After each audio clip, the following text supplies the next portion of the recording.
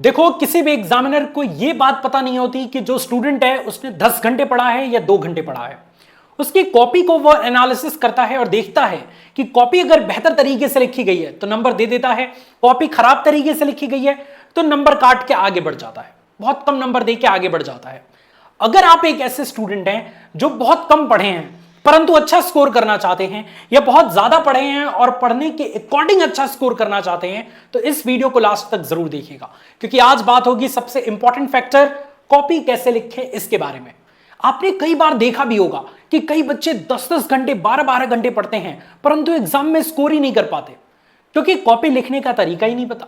कुछ ऐसे बच्चे होते हैं जो 2 घंटे 4 घंटे 6 घंटे डेली पढ़ के बहुत अच्छा स्कोर कर जाते हैं, क्योंकि उनको कॉपी लिखने का तरीका पता है। फर्क ही नहीं पड़ता कि आप अभी किस कैटेगरी के स्टूडेंट हैं, बहुत ज्यादा पढ़ने वाले या बहुत कम पढ़ने वाले। अगर आपका उद्देश्य एग्जाम में नंबर स्कोर करना है, अच्छे तरीके से कॉपी लिखने का है, तो यह वीडियो आप सभी स्टूडेंट्स के लिए है। आइए स्टूडेंट्स, अपनी इस वीडियो की शुरुआत करते हैं।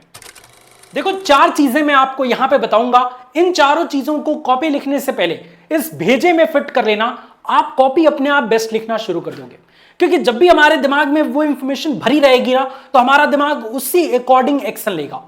ये हमारा दिमाग इस तरीके से डिजाइन है कि जितनी इंफॉर्मेशन हम यहां भरते हैं उसी अकॉर्डिंग वो काम करता है। ठीक वैसे ही जैसे गाड़ी में जितना लीटर पेट्रोल डालोगे उतना ही दूरी तक वो जाएगा। अगर मान लो गाड़ी आपका जो है वो 1 लीटर पेट्रोल में 20 किलोमीटर चलती है, तो 2 लीटर पेट्रोल अगर आप डालोगे तो वो 40 किलोमीटर चलेगी। आप चाहो 60 किलोमीटर चला दो तो बड़ा मुश्किल हो जाएगा। उसी तरीके से आपने इंफॉर्मेशन ये फीड कर रखी होगी अपने दिमाग में, तो आप अपनी कॉपी को ऐसे ही बहुत अच्छा कर पाओगे। पहली चीज है हैंड राइटिंग। हैंड राइटिंग मतलब ये नहीं कि आप हीरे मोती जड़ें, आप उसमें एकदम सजा के लिखना शुरू करें जिससे 2 ही क्वेश्चन में आपका 3 घंटा बीत जाए ना। हैंड राइटिंग मतलब ये होता है कि आपने जो कॉपी लिखी है ना, वो इस तरीके की है कि कोई भी आपके आंसर को पढ़ ले रहा है। कोई भी स्टूडेंट को भी अगर पढ़ाया जाए तो वो बता देगा कि इस प्रश्न का उत्तर ये लिखा गया है। कई बच्चे ऐसे होते हैं जो आंसर ऐसे लिखते हैं कि कोई पढ़ ही नहीं पाता। घर वाले उनको कहते हैं डॉक्टर बनेगा ये, इस नालायक की हैंडराइटिंग तो समझ ही नहीं आ रही। तो हैंडराइटिंग का मतलब यही है कि आप जो लिख रहे हैं वो क्या अगले को समझ आ रहा है, क्योंकि अगले को समझ आएगा तभी तो एग्जामिनर को समझ आएगा, और एग्जामिनर को जब तक समझ नहीं आएगा वो नंबर अपनी झोली से बिल्कुल नहीं देगा आपको। वो झोली में ही नंबर रखा रहेगा, कहेंगे ना ये डिजर्व ही नहीं करता।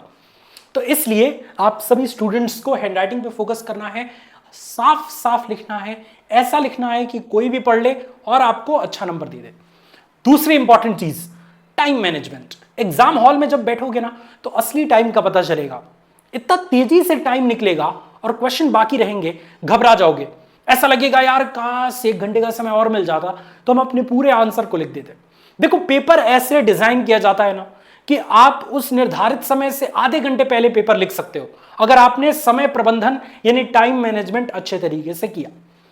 यह नहीं कि स्टार्टिंग में स्लो स्लो लिखने लगे, सजा सजा के लिखने लगे और लास्ट में आया टाइम तो रेल मोहम्मद हो गए, हैंडराइटिंग बिगाड़ने लगे, जल्दबाजी करने लगे, कुछ छूटा कुछ लिखा। ये सारी नौबतें ना आए, इसलिए आपको टाइम मैनेज करके चलना है। इसके लिए सबसे बेस्ट तरीका है, एग्जाम में जाने से पहले 2-3 मॉक टेस्ट को, सैंपल पेपर को सॉल्व करके जरूर जाओ। बगल में टाइमर रख लो, देखते रहो और अपनी स्पीड को उस तरीके से मेंटेन रखो। 3-4 जैसे ही आप सैंपल पेपर को सॉल्व कर लोगे, आपको आइडिया लग जाएगा कि इसी तरीके से हमको करना है, तो टाइम मैनेज होते हुए हम अपने पूरे कॉपी को अच्छे से लिख पाएंगे, पूरे प्रश्न पत्र को निर्धारित समय में हल कर पाएंगे। तीसरी चीज कि हेडिंग्स और डायग्राम पर फोकस करना।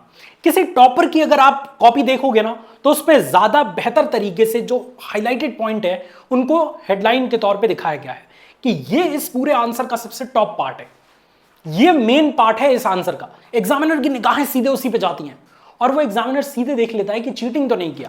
चीटिंग करा रहेगा तो वो केवल आंसर लिखने पर फोकस करेगा, मेन पॉइंटर्स को हाईलाइट करने पर, डायग्राम बनाने पर फोकस वो नहीं करेगा। इसलिए ये टॉपर स्टूडेंट है, इसको नंबर दो। ये सभी चीजें एग्जामिनर के माइंडसेट में फिक्स होती हैं और वहीं से नंबर निकलता है।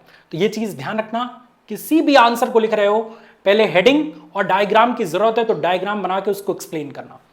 नेक्स्ट है आपका रीचेकिंग। ये बड़ी इंपॉर्टेंट फैक्टर है। कॉपी लिखना बहुत बड़ी बात नहीं है, सब लिख देंगे कॉपी, कमोबेश सब लिख के आएंगे, परंतु गलत सही लिख के आना ये कोई बहुत बड़ा चैलेंज नहीं है। सही कॉपी लिख के जमा करना बहुत बड़ा चैलेंज है। कॉपी तो सारे बच्चे लिखते हैं बट सही लिख के जमा नहीं कर पाते, गलत सही जमा कर देते हैं।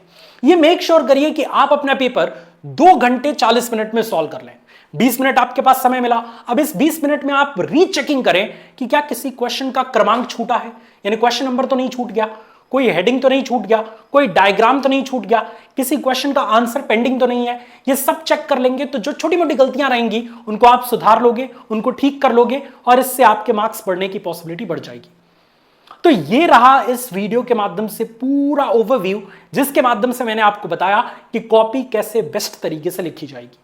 अगर ये वीडियो आपको पसंद आया तो इसे लाइक कर देना, क्योंकि एग्जाम के प्रिपरेशन की राह में आपका सबसे बड़ा दोस्त मोटिवेशन वाला भैया साबित होगा। Wish you all the very best. जय हिंद।